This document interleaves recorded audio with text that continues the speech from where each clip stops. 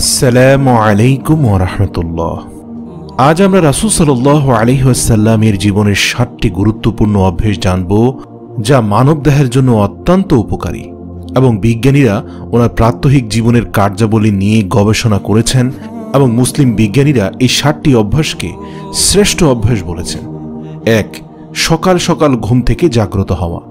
মহানবী হযরত মুহাম্মদ সাল্লাল্লাহু আলাইহি ওয়াসাল্লাম তাড়াতাড়ি ঘুম থেকে জাগতেন এবং দিনের কাজ শুরু করতেন।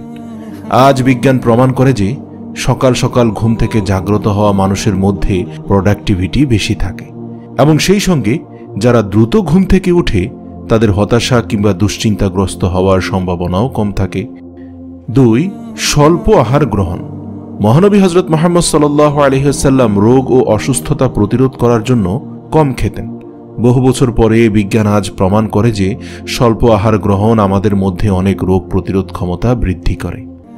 ৩ নম্বর হচ্ছে ধীরে ধীরে খাদ্য গ্রহণ। খাওয়ার পরে মস্তিষ্কের সংকেত আসতে ৩০ মিনিট সময় লাগে, তাই অনেক সময় দেখা যায় ভরপেট খাওয়ার ৩০ মিনিট পর মানুষের কাছে অস্বস্তি বোধ হয়, কারণ সে খুব বেশি খেয়ে ফেলেছে। তাই পেট খালি থাকতেই খাবার বন্ধ করা উচিত। দেখবেন ৩০ মিনিট পরে আপনার মনে হবে আপনার পেট পূর্ণ হয়ে গেছে।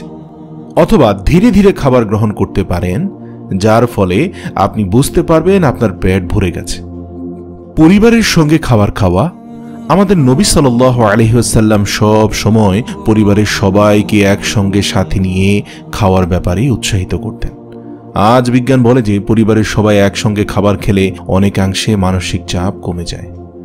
৫ নম্বর হচ্ছে ৩ শ্বাসে পানি পান। মহানবী সাল্লাল্লাহু আলাইহি ওয়াসাল্লাম ৩ শ্বাসে পানি পান করতেন। এটা সুন্নাহ।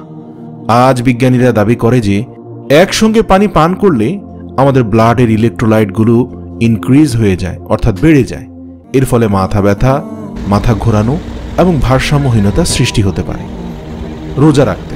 রাসূল সাল্লাল্লাহু আলাইহি ওয়াসাল্লাম মুসলমানদেরকে রমজান মাসে রোজা রাখতে বলেছেন এবং তিনিও নিয়মিত রোজা রাখতেন। আজ জাপানি বিজ্ঞানীরা রমজান মাসে রোজা ঘোষণা করেছে এবং তারা বলেছে যে রোজা অত্যন্ত স্বাস্থ্যকর এবং শরীরের ক্যান্সার কোষগুলির বিরুদ্ধে লড়াইয়ে সহায়তা করে। ৭ নম্বর হচ্ছে সুস্থ থাকা। ইসলামের ৫টি স্তম্ভের মধ্যে ৩টি মানুষকে শারীরিকভাবে ফিট এবং সুস্থ রাখে। নামাজ আদায় করাটাও একটা শারীরিক ব্যায়াম। বিজ্ঞান অবশ্যই আমাদের হৃদয় এবং মস্তিষ্ক সুস্থ রাখতে প্রতিদিন ব্যায়াম করার পরামর্শ দিয়ে থাকে। নিয়মিত ৫ ওয়াক্ত নামাজ আদায় করাটা একজন মানুষের শারীরিক ব্যায়ামের প্রয়োজন পূর্ণ করতে পারে।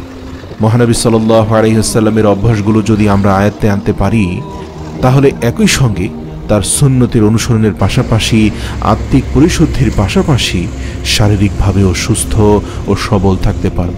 আল্লাহ তাআলা আমাদের সবাইকে তৌফিক দান করুন যেন আমরা রাসূল সাল্লাল্লাহু আলাইহি ওয়াসাল্লামের বর্ণিত এই ৭টি বিধান অন্তত বিশেষ গুরুত্বের সাথে পালন করতে পারি এবং দুনিয়া ও আখিরাতের কল্যাণ হাসিল করতে পারি।